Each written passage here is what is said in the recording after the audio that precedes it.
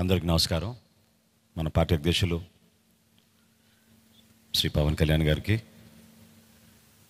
జనసేన శాసనసభ్యులుగా మీరందరూ కూడా ప్రజల పక్షాన్ని నిలబడి పార్టీ ప్రతినిధిగా ఎన్నికైనందుకు మిమ్మల్ని కూడా మొట్టమొదటి శాసనసభ పక్ష సమావేశానికి మనందరం కూడా ఇంత గర్వంగా మంగళగిరిలో మన పార్టీ కార్యాలయంలో ప్రెసిడెంట్ గారి ఆధ్వర్యంలో ఈ విధంగా చేసుకోవడం నిజంగానే మా పూర్వజనంలో మనం చేసుకున్న ఒక గొప్ప అదృష్టంగా మనం భావించి ప్రజలకి మరింత అంకిత భావంతో, నిండు మనసుతోటి, బాధ్యతతోటి మనందరం కూడా చేయాల్సిన అనేక కార్యక్రమాల గురించి, వీటన్నిటికన్నా పార్టీతోటి చేసే ప్రయాణంలో చిత్తశుద్ధి, నిబద్ధత మన పార్టీ అధ్యక్షులు గారికి అన్ని విధాలుగా ఎల్లప్పుడూ అండగా నిలబడే విధంగా మనందరం కూడా ఆంధ్ర ప్రజలు చూసి గర్వపడే విధంగా మనం కష్టపడి పనిచేయాలని మనస్ఫూర్తిగా నేను కోరుకుంటూ, ఈరోజు శాసనసభ పక్ష నేతగా మనందరం కూడా ఎంతో గర్వంగా మన పార్టీ అధ్యక్షులు శ్రీ పవన్ కళ్యాణ్ గారిని నాయకుడిగా ఎన్నుకోవడం కోసం ఈ సమావేశం ఏర్పాటు చేయడం జరిగింది. సో ఆ తీర్మానం ముందుగా నేను చదువుతాను. దాని తర్వాత మనందరం కూడా ప్రెసిడెంట్ గారిని అభినందించి అప్పుడు కొనసాగిద్దాం. తీర్మానం: ఆంధ్రప్రదేశ్ సభకు జనసేన తరఫున ఎన్నికైన మేము జూన్ 11, 2024 సమావేశమై శ్రీ కొనిదెల పవన్ కళ్యాణ్ గారిని గర్వంగా జనసేన పార్టీ శాసనసభ పక్ష నాయకునిగా ఏకగ్రీవంగా ఎన్నుకుంటున్నాం. మీరందరూ కూడా I think you should give a rousing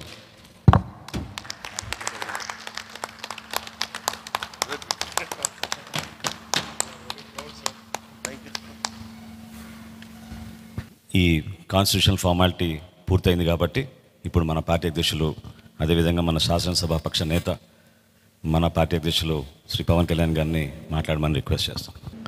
ఇప్పుడు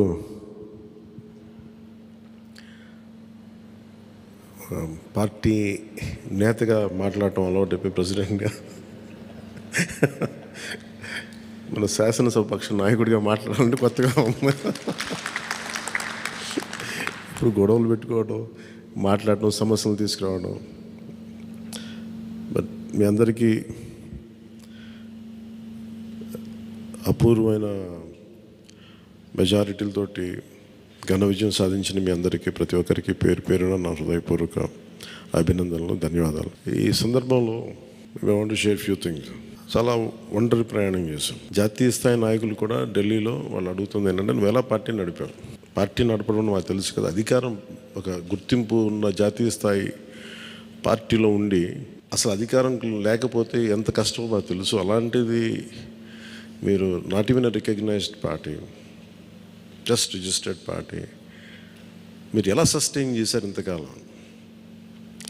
వాళ్ళకి నేను ఒకటే చెప్పాను, మేమంటే ప్రేమించే జన సైనికులు, వీర మహిళలు, జనసేన మద్దతుదారులు, వారి వల్ల మేము బలంగా నిలబడగలిగాం. ఒక తీర్మానం నా సైడ్ నుంచి ఏంటంటే, ఈ ఘన విజయానికి కారకులైన, అంటే దశాబ్దంగా అన్ని ఒడిదుడుకుల్ని ఎదుర్కొంటూ దెబ్బతింటూ క్షేత్రస్థాయిలో అన్ని రకాలుగా ఇబ్బందులు పడుతూ మనకి మద్దతు ఇచ్చిన జన సైనికులకి, వీర మహిళలకి, జనసేన నాయకులందరికీ కూడా వారికి నా మనస్ఫూర్తిగా నా అభినందనలు తెలియజేస్తూ ఉన్నాను. మీరు లేకపోతే ఈ రోజున ఈ విజయం ఉండేది కాదు. అలాగే ఈ విజయం అసలు మనం చేసిన పోరాటానికి ముగ్ధులై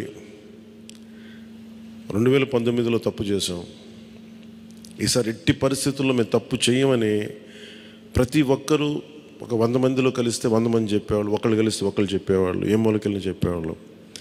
ఈ రోజున మనందరికీ కూడా ఇంత భారీ మెజారిటీలు వచ్చినాయి అంటే మనల్ని నమ్మిన ప్రజలందరికీ హృదయపూర్వకంగా మన ఈ మీటింగ్ తరపు నుంచి నేను వారికి నా కృతజ్ఞతలు, అభినందనలు తెలియజేస్తున్నాను. మనకి వీ హ్యావ్ గ్రేట్ రెస్పాన్సిబిలిటీ. అంటే నేను మొన్నదాకా మాట్లాడుతున్నప్పుడు అదొక పొలిటికల్ రెటారిక్ అనిపించుకోవచ్చు, but I believed in that and I believe in that. అంటే we have to bring back accountability and politics. జవాబుదారీతనం తిరిగి రాజకీయాల్లోకి తీసుకురావాలని. గొడవ పెట్టుకునేటప్పుడు, అంటే మనోహర్ గారు మేము చాలాసార్లు మాట్లాడుకున్నప్పుడు cooperation and confrontation is a part of democracy.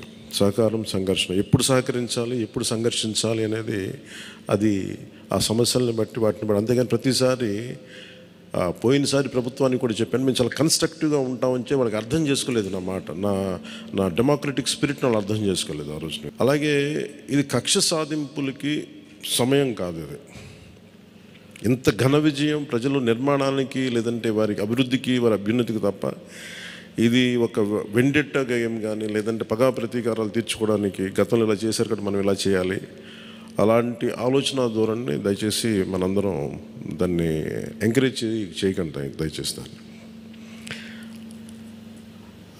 అలాగే చాలా చాలా క్షేత్రస్థాయిలో ప్రతి ఒక్కరూ అందుబాటులో ఉన్నాం నాతో సహా. ఈరోజున జాతీయ స్థాయిలో మరి మనం సాధించిన విజయాలు కూడా చెప్పుకోవాలి. చాలామంది పొలిటికల్ పార్టీ ప్రారంభించారు, మూసేశారు భారతదేశం మొత్తం మీద. ఈవెన్ ఫ్రమ్ పంజాబ్ నుంచి ఎవరో వచ్చి మాట్లాడుతున్నారు, వాళ్ళ అకాలీదళ్ ఫ్యాక్షన్ ఒకటి. మా నాన్నగారు స్టార్ట్ చేశారు, మేము స్టార్ట్ చేసి ఇనిషియేట్ చేసి ఆఫ్ చేసేసుకోవాల్సి వచ్చిందని. మన ఎన్నికలకి మనం సాధించింది from a registered political party నుంచి రికగ్నైజ్డ్ పొలిటికల్ పార్టీ. అండ్ రెండు, నెవర్ బిఫోర్ ఇన్ భారత్ పోటీ చేసిన అన్ని స్థానాల్లో భారీ మెజారిటీతోటి గెలుపొందటం, 100% స్ట్రైకింగ్ రేట్, 100%. అంటే మన మీద ఎంత విశ్వసనీయత ఉంది, ఎంత విశ్వాసం ఉంది ప్రజలకి, ఎంత నమ్మారు, ఇది వాళ్ళు చేసి చూపించారు. 2019లో ఎలక్షన్లు అయిపోయిన వెంటనే మేము తప్పు చేసాం, మేము నీకు నిలబడతామని చెప్పి అది ఈ రోజున మనకి మద్దతుగా నిలిచిన ప్రజలందరికీ కూడా ఇంకొక మారు చాలా చాలా ప్రత్యేకమైన ధన్యవాదాలు. అలాగే 2 పార్లమెంట్లు పెట్టాం. అంటే దాదాపు మీరు చూస్తే 2 పార్లమెంట్లు మనం ఇవి తీసుకుని దాదాపు ఒక 45 స్థానాల్లో మనం ప్రభావితం ఉన్నట్టు ఖచ్చితంగా డైరెక్ట్గా. అలాగే మన టీడీపీ, మన ఎన్డీఏ కూటమిలో మిగతా పార్టీల విజయానికి కూడా మేము ఎంత బలంగా నిలబడ్డామో మీ అందరికీ తెలిసింది. ఆ ఓట్ ట్రాన్స్ఫర్ ఎంత బాగా జరిగిందో, ఫస్ట్ టైం చాలా అవేకెండ్ ఓటింగ్ జరిగింది, చాలా రెస్పాన్సిబుల్ ఓటింగ్ జరిగింది. వీళ్ళందరూ న్యూ జనరేషన్. అసలు యువత ఎంత నమ్మారంటే అర్ధరాత్రి వాళ్ళకి 12 అయినా కానీ 11 అయినా కానీ ఆ ఎండలో మండుటెండలో నిలబడి మధ్యాహ్నం నుంచి వాళ్ళ క్యూలు వాళ్ళకి వంతు వచ్చే వరకు అలా నిలబడి మరి ఓట్లేసారు. అంటే ఇవన్నీ చాలా చాలా బాధ్యతనిచ్చాయి. అలాగే ఈరోజు మనం మాట్లాడుకున్నప్పుడు కూడా రేపు మన పవర్ షేరింగ్ ఏంటి ఇవన్నీ కూడా మీకు తెలియజేస్తాను. ఇది మన ప్రతి ఒక్కరికి నా ఉద్దేశం మనందరం అందుబాటులో ఉండాలి. అది మీరు మనందరం కలిపి ఒక సమిష్టిగా ఒక నిర్ణయం తీసుకుందాం, ఒక కమిటీగా ఏర్పడి ఎన్ని రోజుల్లో మనం నియోజకవర్గంలో అందుబాటులో ఉండాలి. అలాగే ప్రభుత్వానికి సంబంధించి సమస్యలకు సంబంధించి ప్రజలకి ఎంతంత ఏ అవసరాలు ఉంటే మనం ఎలా అనుసంధానం చేసుకోవాలి మిగతా మన ఎన్డీఏ పార్ట్నర్స్ తోటి. అలాగే కేంద్రంలో ఇప్పుడు మనకి చాలా చోట్ల మన నియోజకవర్గాల్లో బ్రిడ్జ్ ఒక్కోసారి ఓవర్ బ్రిడ్జెస్ కానీ ఇవన్నీ కేంద్ర పరిధిలో ఉంటాయి. అవన్నీ మీరు చేయాల్సింది అంటే మన నియోజకవర్గపు సమస్యలు ప్రాధాన్యత అంటే యాజ్ పర్ ప్లీజ్ ప్రయారిటైజ్ చేసి మనం కొన్ని కేంద్రం ద్వారా జరిపించాల్సినవి ఉంటే అది చేద్దాం. అలాగే ఇది మనం దేనికోసమైతే నిలబడ్డామో మాట ఇచ్చామో వాటికి నిలబడతాం. అలాగే పాలకొండకి మనం వెళ్ళినప్పుడు అక్కడ ఏనుగులు వచ్చి పంట పొలాలు ధ్వంసం చేస్తాయి. ప్రతి చిన్న సమస్య. అలాగే irrigation projects, minor irrigation projects వీటికి చాలా తక్కువ నిధులతోటి 20-25 కోట్లతో అయిపోయే పనులు చాలా ఉన్నాయి. అండ్ మేజర్గా మన ఎలక్షన్స్లో మనం చెప్పింది విద్య, వైద్యం, ఉపాధి, సాగునీరు, తాగునీరు అండ్ లా అండ్ ఆర్డర్. ప్రజల మాన ప్రాణ ఆస్తుల సంరక్షణకి మనం చాలా చాలా జవాబుదారీతనంగా ఉండాలి. అలాగే మనకిచ్చింది ఇది, ఎందుకంటే నెక్స్ట్ జనరేషన్ వచ్చింది, అది మనం అందరం అర్థం చేసుకోవాలి. పాత తరం రాజకీయాల్లాగా కూర్చోబెట్టి మనం పవర్ని ఎక్సర్సైజ్ చేస్తామంటే కుదరదు. ఎందుకంటే ప్రజలు ఎంత మద్దతుగా నిలబడ్డారో వాళ్ళు అంతే బలంతో మనం నిలదీయగలరు. అది మనం దయచేసి మర్చిపోతుంది. నాతో సహా నేను మర్చిపోదాన్ని. అందుకని లెటర్స్ బి వాళ్ళు ఒకసారి కోపంతో ఒక మాట మాట్లాడినా అసహనంతో అది మనం భరించాలి తప్పదు.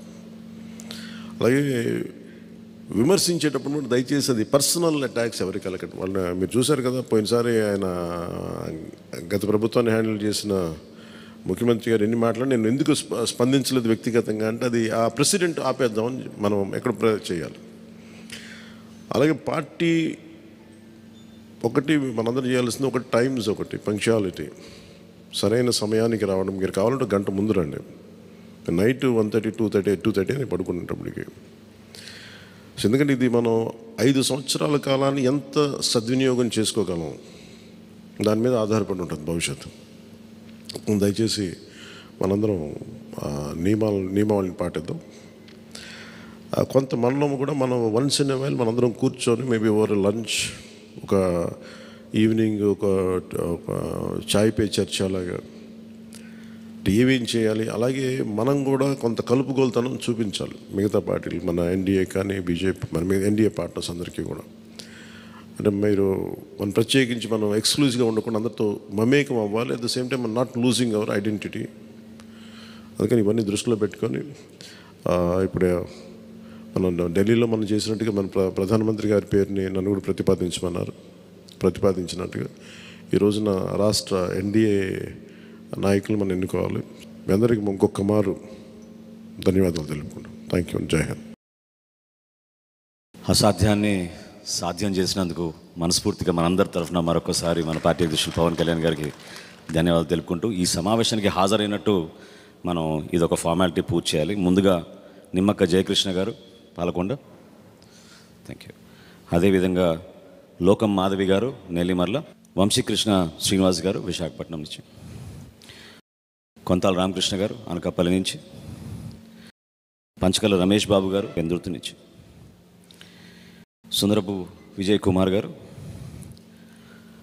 నానాజీ గారు, వెంకటేశ్వరరావు గారు, దేవ వరప్రసాద్ గారు,